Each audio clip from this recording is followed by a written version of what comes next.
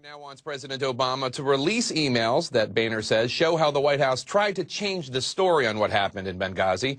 We asked the White House today to provide someone to answer our questions on this issue, but they declined. CNN also asked the ranking Democrat on the House Oversight Committee, but he also declined. I want to welcome Congressman Jim Jordan, a Republican from Ohio who's a member of the House Oversight Committee.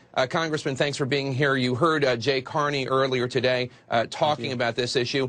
What is your response? What do you think about these talking points? 12 different edits. I mean, you don't need to edit the truth, Jake. 12 different times they changed this. You know, I was thinking, I went through a few different edits to when I was going to propose to my wife, but it was a lot less than 12. You do not need, if you're going to give the truth, you do not need to go through this kind of process. We just want to get to the truth. And the one thing the committee hearing, I think, proved without a shadow of a doubt this week is they knew the truth.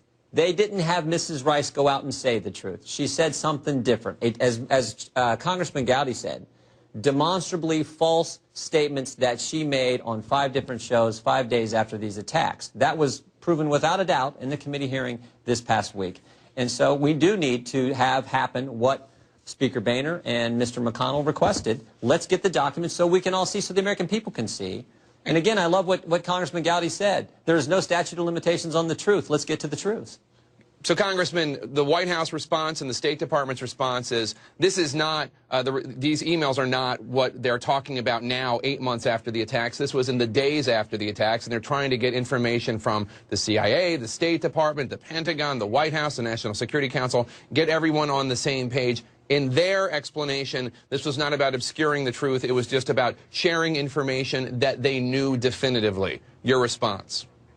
Well, then let us see it. What's wrong? Again, let us see it. We want to get to the truth. What we do know, in questioning that came out in this Wednesday's hearing, is the email that had Ms. Newland, Ms. Mills as copies to that email. What we do know in that email is the day after Beth Jones refers to talking to people in Libya that it was a terrorist attack. Mr. Gowdy made that clear in the hearings. So if they want, they can say whatever they want. Just show us the documents. Let us have the documents like we're supposed to have when we're conducting a congressional investigation. This is the Oversight Committee. Stop impeding the investigation. And frankly, remember, this goes back to October when Congressman Chaffetz went to Libya, and they, for the first time, under Mr. Hicks testified, first time ever, State Department sent a lawyer, and they instructed Mr. Hicks, do not talk with Congressman Chaffetz unless this lawyer is present. And I asked Mr. Hicks under oath on the witness stand, has that ever happened in your 22 years of service to this country,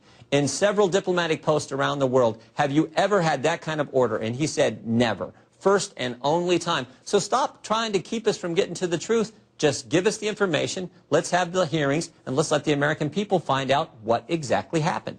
How do you respond to criticisms from Democrats on the committee that, A, the committee, Republicans on the committee, were not as interested in attacks on diplomatic posts that happened during the Bush administration? There were at least 64 of them during the Bush administration. And B, that House Republicans voted to cut funding for diplomatic and security. And Charlene, go ahead.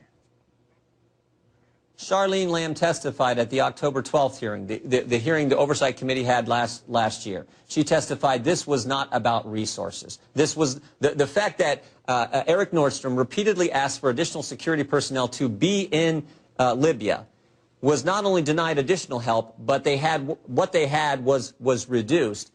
Had nothing to do with resources, according to Charlene Lamb's testimony in front of the committee last October. So the best evidence is the testimony we received from the people who made the decisions. That's what Charlene Lamb said to this resources question that the other party wants to raise.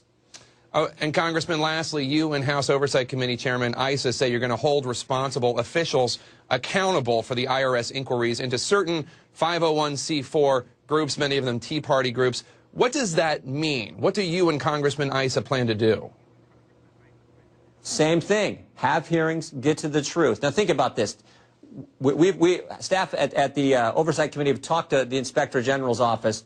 This was over 2 years looking for key words, looking for Tea Party, looking for 9/12, systematically targeting conservative-leaning groups. Your government doing that to you as an American citizen, exercising your First Amendment rights to be involved in groups that you want to be involved. That is unconscionable, and it went on for a couple years. And systematically using those words to find people.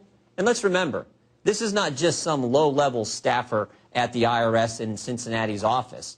The Tea Party groups around the country were targeted. We had complaints from everyone, and that's why Congressman Issa and I sent the letter, and that's why next week you'll get the report from the Inspector General. All right, Congressman Jim Jordan, we have to leave it there. We're about to lose the satellite. Thanks so much. Have a good weekend. Thank you.